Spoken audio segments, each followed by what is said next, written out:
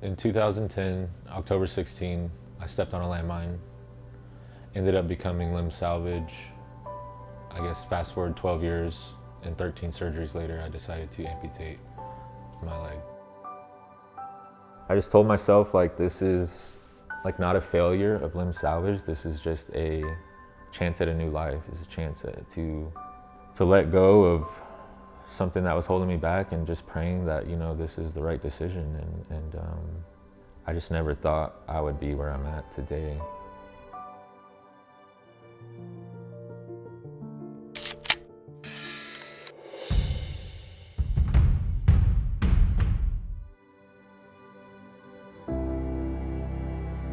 After surgery, I got linked up with a program.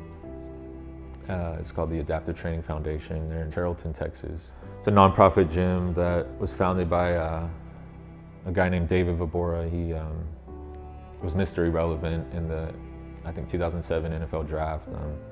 He ended up starting for the Rams and playing football for the Seahawks as well. And he decided to open up this gym to help wounded veterans and others. I had already known about the program back in 2015, 2016, because I was a limb salvage patient. Went through that program, things were great, and then I just kind of kept on going with life, you know. Didn't really stay with the program, but I reached out to the alumni page like right before surgery. I was like, hey, I was just reaching out for prayer and just letting the guys know, like, hey, this is what's about to happen. Just we really would appreciate, you know, your thoughts and prayers. And one of the athletes was like, you know, we're behind you all the way, and there's the Military to the Mountains class coming up in January. And I was like, did you not just like read my post? I said I was about to amputate my leg in October, and was asked to join the program. David reached out to me like, hey man, there's a spot open. If you want it, let me know. But it's yours, just let me know. And it was a 9-week program, 3 days a week, Monday, Wednesday, Friday, just working out, training. Me, more specifically, my goals were to just walk, lose weight, get fit, get active. By the end of the 9 weeks, week 10 is, they call it a redeploy trip, and the program was Military to the Mountains. So by the end of it, we got to go to Granby Ranch, Colorado, and ski and snowboard. And I had snowboarded prior to my injury.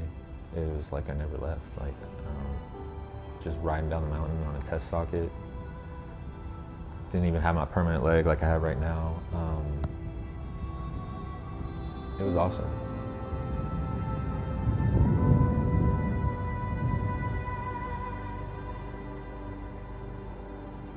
Yeah, it was tough to get through the program. Like I said, it was 3 days a week, and then also Monday, Wednesday, Friday, and then also Tuesday, Thursday events, sometimes Saturday. I was also still serving in the church as well.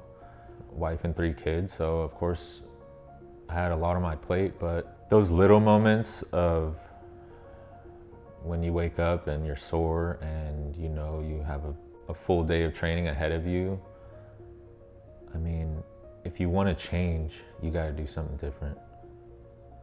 Training 3 times a week is definitely different for me, and I know not everybody's training. Maybe it's just going to work, or maybe it's going to church, I don't know, but you just have to remember, I guess, how you feel by the end of it. In the end, it's really just all about how I look at this stuff, right? Like, it's all about perspective. Like, I can make up excuses. I could have negative self-talk. I can say, oh, you know, it's maybe not today, and then it turns into 3 days, you know? So it's really just the way I look at things. I think the main thing that can get in the way is just thinking negatively and thinking that I don't have enough time. What I want to focus on is having the perspective of, I get to do these things. I get to drive an hour to Carrollton, Texas to train others and help others meet their goals. I get to serve and work with the media team at Sea Life. Yeah, so just having that perspective of I get to do it versus I have to do it versus should I do it? Do I need to? No, I get to do this and I'm going to do this. How important would you say training is when it comes to making positive changes in your life?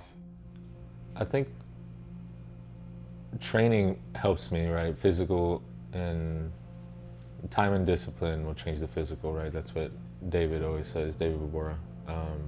But how it's really helped me training is training other people, helping other athletes that have, injuries similar to mine or worse, or whatever the case may be, just finding out another person's goals and trying to get them there through challenging them, through sometimes frustrating them, just to get a reaction and figure out really what's inside them and how to get them to flourish is really what I've gotten out of training. It's not just me, it's everybody else too. Being able to get back and serve and stay with that program, to just pay it forward, is what that's all about, and the hands and feet of Jesus, right? Like that's, serving at Sea Life, and then I just kind of took that and just applied that to Adaptive Training Foundation and serving with them and staying with them. And now in September of this year, I should be head training an athlete to where I'll be programming their workouts and figuring out what their goals are and just trying to get them right. So I'm really looking forward to that. And it's just crazy, like I never would have thought I'd be like thinking back to like when I was in the hospital bed of, October of last year, like everything that's unfolded, like I never would have ever made this stuff up.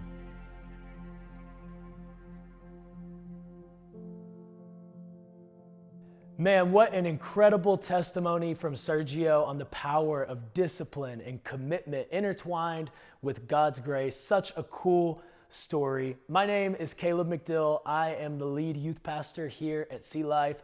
Honored to get to share with you for just a few short minutes in this series, Power to Change. Now, this quick little 8 to 10 minute talk is based on last Sunday's sermon. I would highly encourage you go and you listen to it. But really, I just want to propose something to you, maybe encourage you to do something today. Here's what I want to ask you to do. Stop trying. It's time to stop trying. Here's what I want you to do. Whether you're at Starbucks or maybe you're with your CG in someone's home or wherever you're at, whatever you're doing, I want you to stop here for a second. If you're driving, don't do this. Wait till you pull over somewhere. I want you to stop and close your eyes. Everyone, I want you to close your eyes. Come on, close them right now. Now, I want you to picture yourself tomorrow morning. It's 7 a.m. It's brisk, perfect weather. You're lining up at a starting line, okay? You're in the middle of Dallas, beautiful course, trees all around you. You're lined up, you're ready to go. I'm not telling you what you're doing yet, but you've got on a sweet headband. You've got on some brand new Nike leggings. You're at the starting line and there's adrenaline pumping through your veins. Can you picture yourself? You're ready to go. All of a sudden, bang! Sorry if I scared you. All of a sudden, it is time to take off. The marathon has begun. Oh, you're running, you're ready to go, and you are fully committed. You're all in, committed to running this marathon at a 9-minute per mile pace. Have you trained? 0. But are you going to give it everything you got? Go as fast as you can. Oh yes, you are fully committed. You are going to try as hard as you can. You believe that you can do it. Open your eyes. Come on. Is that not the silliest thing you've ever heard? Is that not a horrible strategy? Would you ever try to go and run a marathon with 0 preparation, 0 training, and your whole plan, you knew you were going to run this marathon, your whole plan was, I'm just going to get there and try really hard. Oh, I'm going to give it everything that I got. No, we all know that that's a horrible strategy for running a marathon. Can I tell you, I think this is a horrible strategy for living your life. I think God has something better for us than just showing up and trying really hard. Isn't this what we try to do in so many areas of our life? Is our whole strategy is to show up and to try. I'm going to try to have a better marriage. I'm going to try to eat healthier. I'm going to try to start exercising more. I'm going to try to have some quality time with God. It's time to stop trying. What are we going to do instead? We're going to start training. Here's what the Apostle Paul wrote about training. In 1 Corinthians 9, 24 through 27, he said this, "Do you not know that in a race all the runners run, but only one receives the prize? So run that you may obtain it. Every athlete exercises self-control in all things. They do it to receive a perishable wreath, but we an imperishable. So I do not run aimlessly. I do not box as one beating the air, but I discipline my body and keep it under control, lest after preaching to others, I myself should be disqualified." What does Paul say? He says, don't you know that in a race, all the runners run to win the prize? Don't you know that if you look at Olympic athletes, they train and they discipline their bodies. They're not doing this for a participation trophy. They're trying to go and win a prize, and that prize will perish. He says, don't you know that you're running a race that's much bigger, much grander than what any Olympic athlete might run, and you're doing it not for a perishable crown, but for one that lasts forever? Don't you know that they're trying to win a gold medal that will last for a few decades? Don't you know that the one that you're running for lasts forever? He goes on to write this to his protege, the young man that he mentored, Timothy. In 1 Timothy 4, 7 through 8, Paul writes to him and says, "Have nothing to do with irreverent, silly myths. Rather, train yourself for godliness. For while bodily training is of some value, godliness is of value in every way, as it holds promise for the present life and also for the life to come." Like he said earlier, bodily training is of some value. It's of value in this life, and godliness also has value in this life. But on top of that, there is eternal value in becoming more like Jesus. There is eternal value in this type of spiritual training that Paul is encouraging Timothy to enter into. What does Paul say to Timothy in verse 7? He says, rather, try really hard to be godly. No, that's not what he says. He says, rather, train yourself for godliness. Timothy, don't try really hard to be godly in the moment. That won't work well for you. Timothy, train yourself for godliness. Okay, so what is training? Training is simply doing today what you can so you can do tomorrow what you cannot do today. Training is doing today what you can so that you can do tomorrow what you cannot do today. Trying is all about exerting effort in the moment. When the temptation comes, I'll fight it then. Whenever it's time to step up, I'll step up in the moment.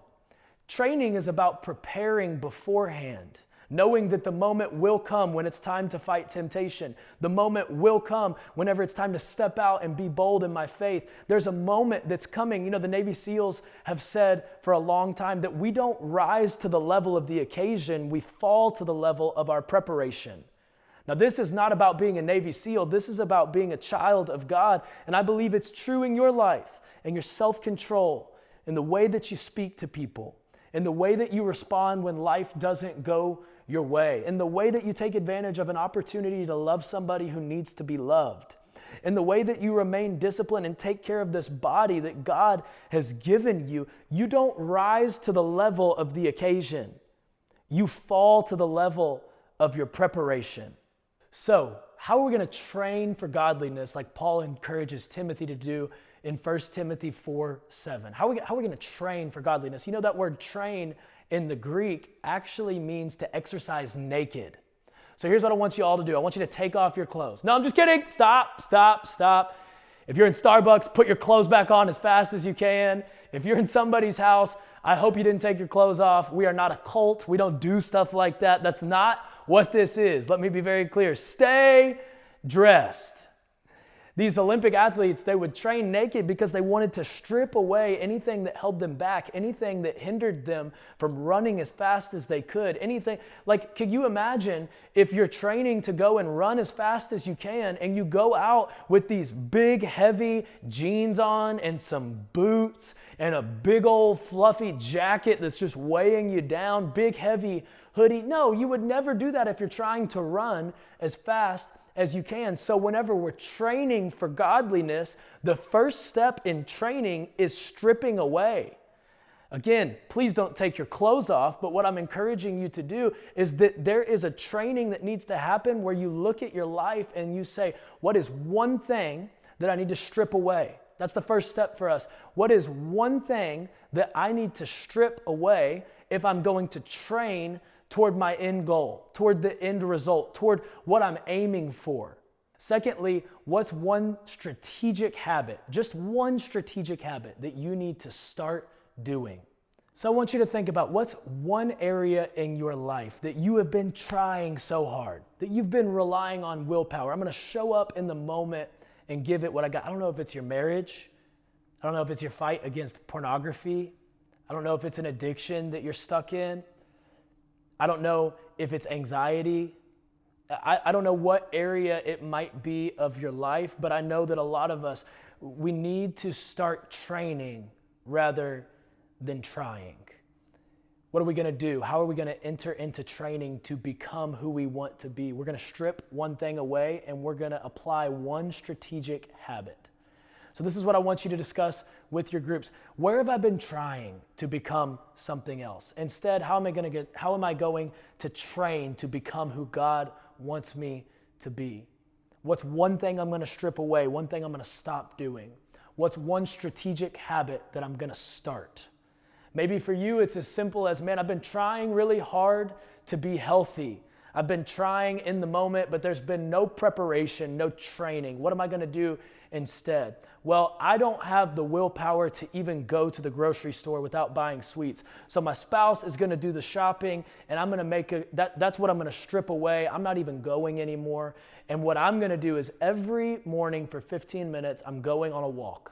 Just an easy walk. That's one strategic habit. I'm going to go on a walk every morning at 7 a.m. I don't know what it is for you, but I want you to think about, who are you trying to become? Who does God want you to be? What's an area that you've been trying really hard? What's one thing you can strip away? What's one strategic habit that you can apply to your life? Let me tell you, I think God will bless that. I think God will use that. I think He will use your training to make you who He wants you to be, to use you in the ways that He wants to use you. What is training? Training is doing what you can do today so that you can do tomorrow what you cannot yet do today. Let's enter into training. We'll see you next week.